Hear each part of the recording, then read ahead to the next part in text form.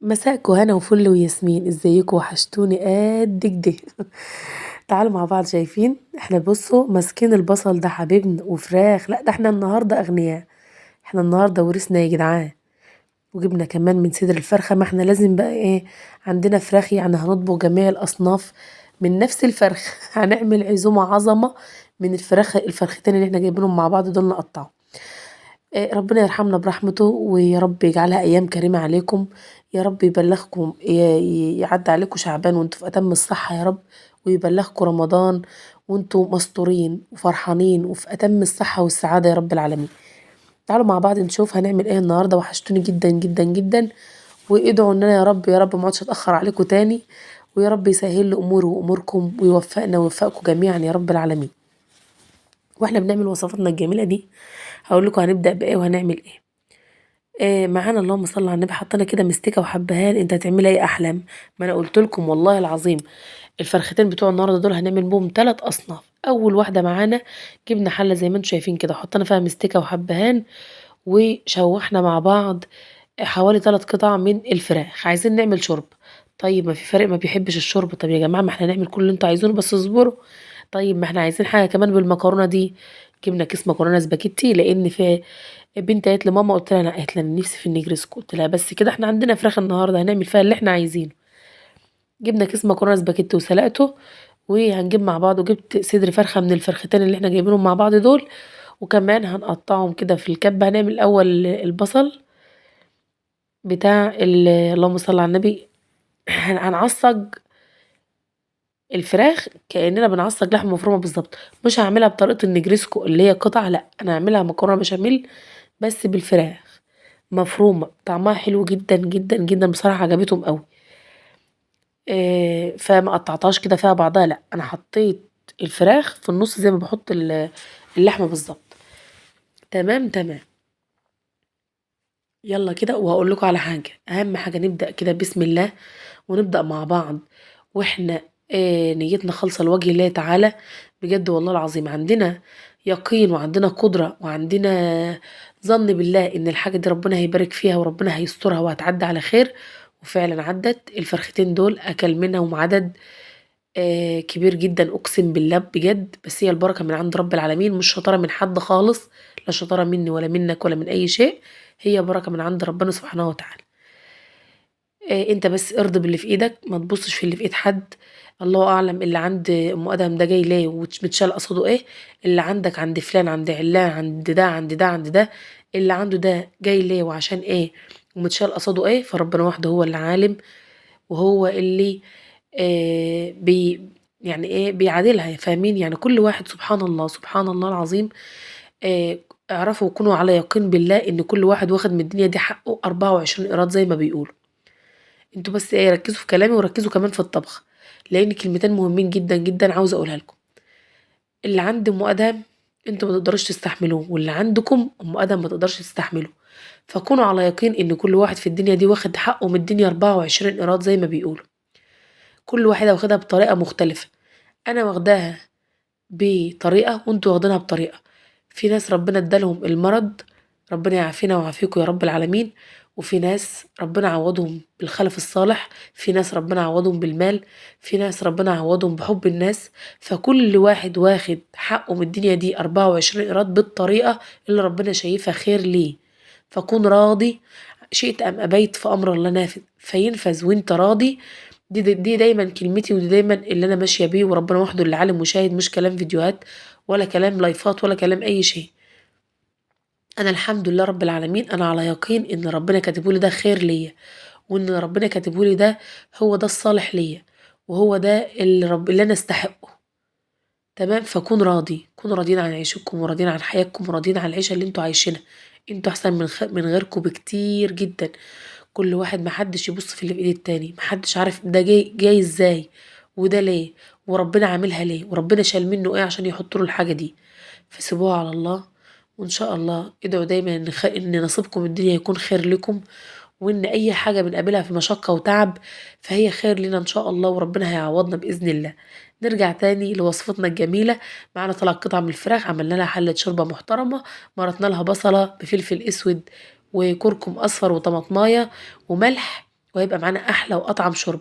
الجهه التانية فرمنا الصدر اللي احنا كنا جايبينه مع البصل والطماطم، وحطيناهم يتسبكوا يتعصجوا كأنك بتعصجي لحمه مفرومه بالظبط. تمام كده، تمام كده. طب انت لسه بتعملي ايه يا احلام؟ هنقطع جبنا 3 بصلات. هقول لكم على حاجه، احنا كنا الاول بنجيب 5 6 7 8 بصلات. دلوقتي كوني حذره، كوني حذره انت تتعاملي مع دهب. تمام تمام. جبنا 3 بصلات وقطعناهم، جبنا فلفل احمر واخضر، وجبنا وهنفرمهم مع بعض كده. طب انت هتعمل ايه؟ لسه بقيت الفرخه يا ولاد، امال يعني هنعمل فيها ايه؟ الفريق التاني بقى ما بيحبش الفراخ شرب، او بيحب الشوربه وفي نفس الوقت مش عايز طعم الفراخ تكون شرب. وبصراحه في الشتاء بحب جدا لازم يكون على الاكل شرب، لازم بصراحه يعني بحس ان هي حاجه بتدفي. وعملت كده كوبايه شاي جنبي، كنا احنا فطرنا والحبايب عملوا لنا شاي، فاخدت كوبايه الشاي جنبي عشان ما تبردش. ما تفهموش بتبرد في ثانيه الا ثانيه في الشتاء ده.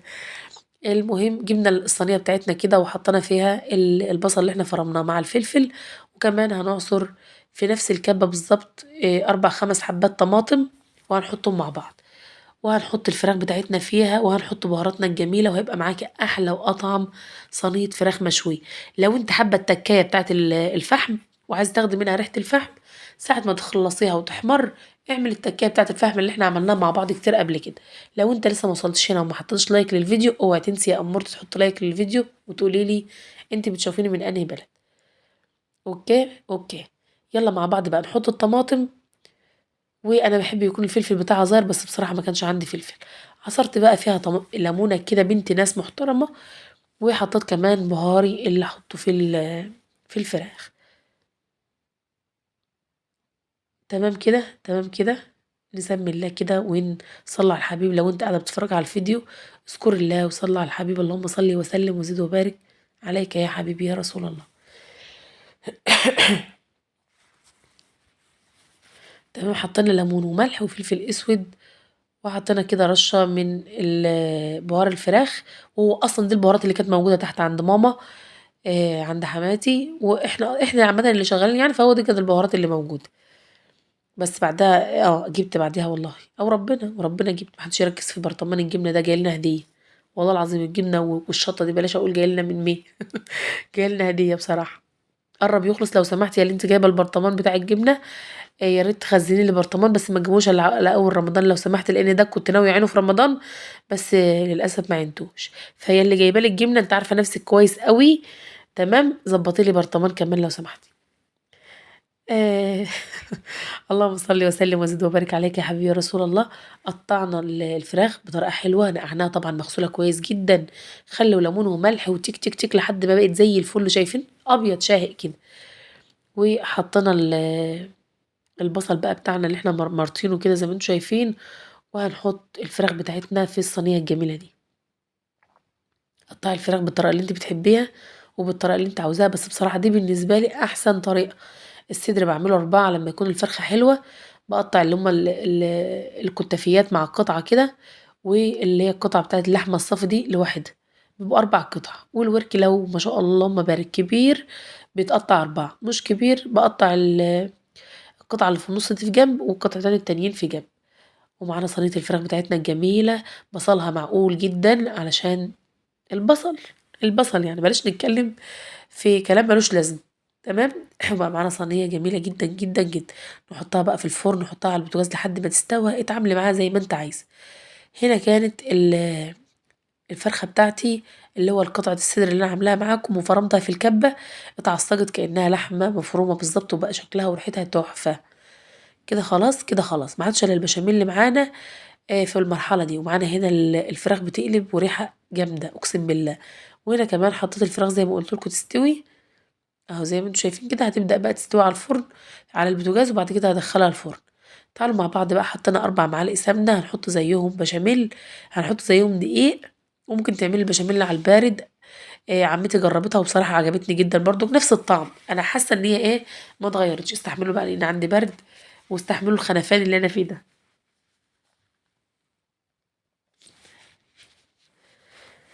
لا اله الا انت سبحانك اني كنت من الظالمين، ولا حول ولا قوه الا بالله العلي العظيم. حطينا ال4 معالق بمعدل ال4 معالق سمنه، وهنقلب كده البشاميل بتاعنا لحد ما الدقيق معانا يتحمص.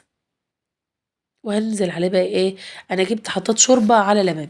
انا بحب جدا جدا اعملها بشوربة بصراحة مع اللبن، مبحبش اعملها بلبن صافي.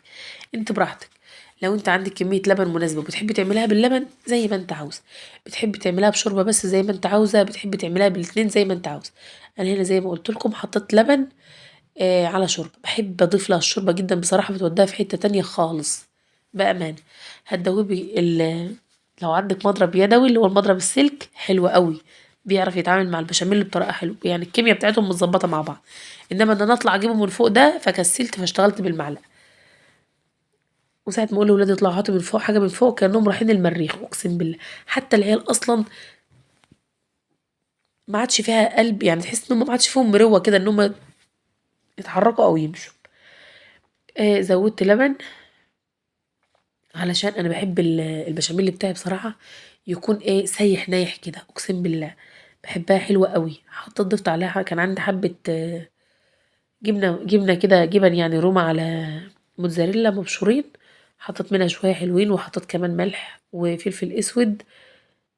وحطيت اللهم صل وسلم وزد وبارك على سيدنا محمد وعلى اله وصحبه وسلم اجمعين رشه كده من بهارات الفراخ. انا ما اعرفش انا حطيتها عليه، بس انا حطيتها، هي ما زعلتنيش في حاجه بصراحه، بس مش فاهمه اصلا انا حطيتها ليه.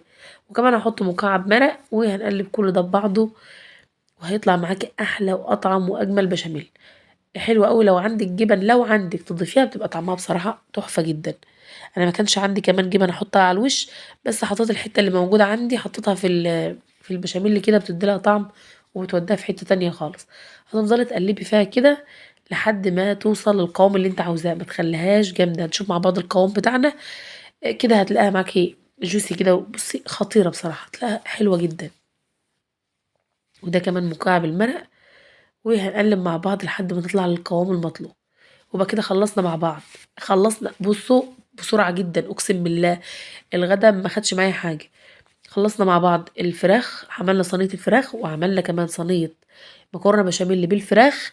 مش نجرسكو، مكرونة بشاميل، لان حاطة البشاميل هقول لكم، حاطة اللحم الفراخ المتعصجة زيها زي اللحمة بالظبط. وكمان اللهم صل وسلم وبارك على سيدنا محمد، عملنا كمان فراخ شرب، عملنا 3 أصناف من الفراخ. شايفين انا عايزه القوام ده كده، عايزاه يعني اهو، شايفين تنزل كده من المعلقه، تعلم تيجي تحطها بايدك كده من المعلقه تعلم. تعالوا مع بعض بقى نعمل صينيه المكرونه بتاعتنا. اخدنا نص الكيس كده زي ما انتم شايفين في ارضيه الصينيه، وهنزل عليها بالبشاميل. انا بحب اغرقها بشاميل والله العظيم بجد، مهما بردت هتلاقيها معاكي برضو سايحه وجميله كده. وبعدين ميزه المكرونه الاسباجيتي للناس اللي بتبقى ممكن مثلا الناس تتفرج على ايه ده، هي عامله المكرونه البشاميل بالاسباجيتي. اولا هي عجينه مكرونه واحده وهو الطعم واحد، بس انا بحبها بالمكرونه ليه؟ لان لو انا مستعجله وحابه ان انا اقطعها بتطلع معايا بقدر ما يمكن. خدوا بالكم جانا بنت ما تعرفش اصلا ان انا بصور، شايفين وهتتفاجئ. وهتتفاجئ ان بس لازم لما تيجي من الدرس او من المدرسه لازم تقعد تحكي لي ايه اللي حصل. ربنا يا رب يبارك فيهم ويستر بناتنا وبناتكم وبنات المسلمين اجمعين يا رب العالمين. حطينا مع بعض الفراخ اللي احنا معصجينها، شايفين حطيناها ازاي حاجه كده جامده. ظبطت وسويتي. وزي ما قلت لكم المكرونه الاسباجيتي بحبها ليه؟ لان بحب اقطعها وهي سخنه، فبتلاقي النتيجه معايا حلوه، يعني في الى حد ما بتطلع قطعه. وبقيت بقى البشاميل اللي غرقي بقى كده، ايوه ايوه يا جماله. فكرنا اجيب اللي هي البتاع اللي هي المعلقه اللي هي السيليكون دي اللي بتمسح كل الكلام ده. عندي والله برضو فوق، بس برضو ما رضيتش اجيبها. لا انا لازم انزل هنا علشان مش كل شويه طالعه نازله نازله طالعه، لا كده حرام كده كتير. تمام. طب يا سلام يا جماله. طب بذمتك لو انت عندك فرختين مش هتعرفي تصنفي وتغيري وتبدعي فيهم؟ وعلى فكرة في افكار كتير جدا جدا ممكن تطلعي منها شيش طاووق. ممكن بصي ممكن الفرختين بجد يعملوا لك اصناف كتير جدا بصراحة. يعني في الغلا اللي احنا فيه ده نحاول بقدر ما يمكن نظبط الدنيا. فرمت بصلة، هعمل ايه؟ هعمل صينية بطاطس. بصراحة ما صورتهاش كلها كاملة متكاملة، بس هقولها لكم على السريع كده. قطعت بصلة ومعاها تومة، يعني بتاع 3 4 فصوص توم، وكمان عصرت الطماطم وسبتها تتسبك، وحطيت معاها ملح وفلفل وكمون وكزبرة وبابريكا لو موجود عندك. واللهم بارك تسيبها تتسبك، تقشري البطاطس بتاعتك تحطها فيها تستوي، تحطها تاخد لون في الفرن.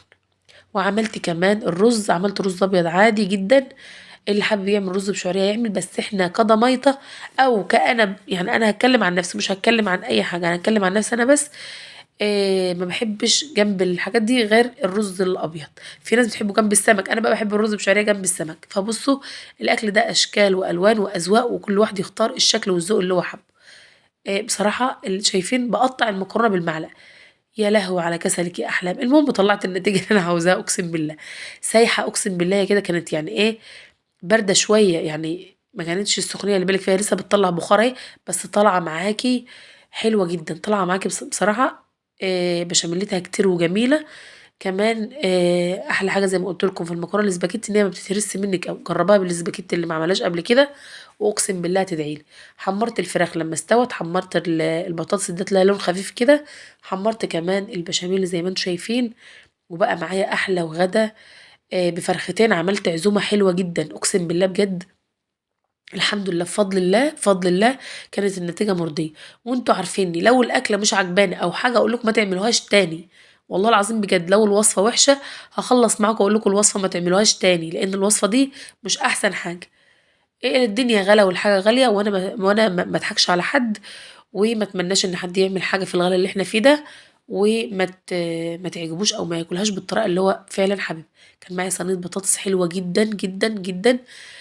كل اللي أكل من البطاطس ده عجبته، كل اللي أكل من الأكل الحمد لله بفضل الله، وليست شطارة مني، فهو كرم من عند ربنا، وتسمي الله على الأكل هيطلع بنتيجة مرضية جدا. لو وصلت لحد هنا وما حطيتش لايك، يا ريت ما تنسيش تتابعيني وتحط لايك لو بتشوفيني من على الفيسبوك، ولو بتشوفيني من على اليوتيوب لايك وشير الفيديو واشترك وتفعيل زر الجرس للقناة علشان يوصلك مني كل جديد. وهنا على الفيسبوك تقولوا بتشوفيني من أي بلد. معانا الأكل طالع بطريقة الحمد لله كويسة جدا.